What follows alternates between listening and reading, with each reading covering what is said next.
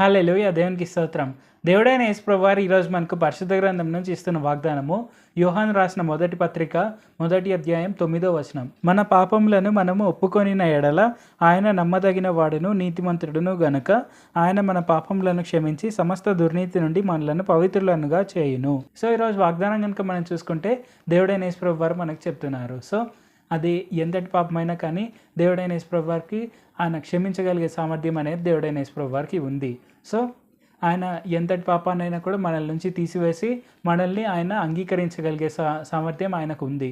So ఈ విషయాన్ని మనం గుర్తుపెట్టుకొని ఎప్పుడు కూడా మనము నేను ఇన్ని పాపాలు చేసేసానే, నాకు అసలు క్షమాపణ పొందుకునే అర్హత ఉందా అని ఇలాగ ఆలోచించాల్సిన పని లేదు. ఎందుకంటే దేవుడైన యేసు ప్రభువారు ఖచ్చితంగా క్షమిస్తారు. అది ఎలాంటప్పుడు అంటే మనము నిజమైన పశ్చాత్తాప గల హృదయంతో ప్రార్థన చేస్తే మన పశ్చాత్తాపాన్ని చూసి దేవుడైన యేసు ప్రభువారు తప్పకుండా మనకు విడుదల ఇస్తారు, మనకు క్షమాపణ ఖచ్చితంగా దయచేస్తారు.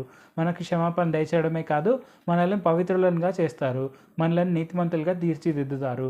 సో ఆయన మనల్ని నీతిమంతులుగా తీర్చిదిద్దిన తర్వాత మనం పాపాలకు దూరంగా ఉండాలి. ఆయన ఇచ్చిన పరిశుద్ధాత్మ ద్వారా మనము రోజు అనేక కార్యాలు చేస్తూ ఆయనకు మనము గొప్ప సాక్షిగా ఈ భూమిపైన జీవిస్తూ అనేకులకు ఆశీర్వాదకరంగా జీవిస్తూ ముందుకు సాగాలి. సో ఇలాగ అవ్వాలంటే మనము పశ్చాత్తాప హృదయంతో మనము ప్రార్థన చేయాలి, మన పాపాలన్నింటినీ ఒప్పుకోవాలి. సో అలాగ చేయడం వల్ల మనకు మన పాపాలన్నిటి నుంచి విడుదల వచ్చి మనము నీతిమంతులుగా తీర్చబడి మనం గొప్పగా ఆశీర్వదింపబడచ్చు కూడా. ప్రార్థన చేసుకుందాం. ప్రభువా, దేవా, సర్వాధికారి యేసయ్య, ఈరోజు మాకు ఇచ్చిన ఈ గొప్ప వాగ్దానాన్ని బట్టి మీకే వందనాలు తండ్రి.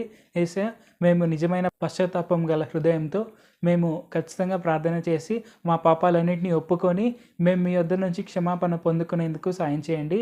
అలాగే ఆ పొందుకున్న క్షమాపణ ద్వారా మేము నీతిమంతులుగా తీర్చబడి, అలాగే మేము మీ నీతి ద్వారా మీ యందు విశ్వాసం కలిగి ఉండి మేము ఈ భూమిపైన మేము పరిశుద్ధాత్మ ద్వారా గొప్ప గొప్ప అద్భుత కార్యాలు చేస్తూ మీ నామ ఘనత కారకులుగా ఉండేందుకు సాయం చేయండి.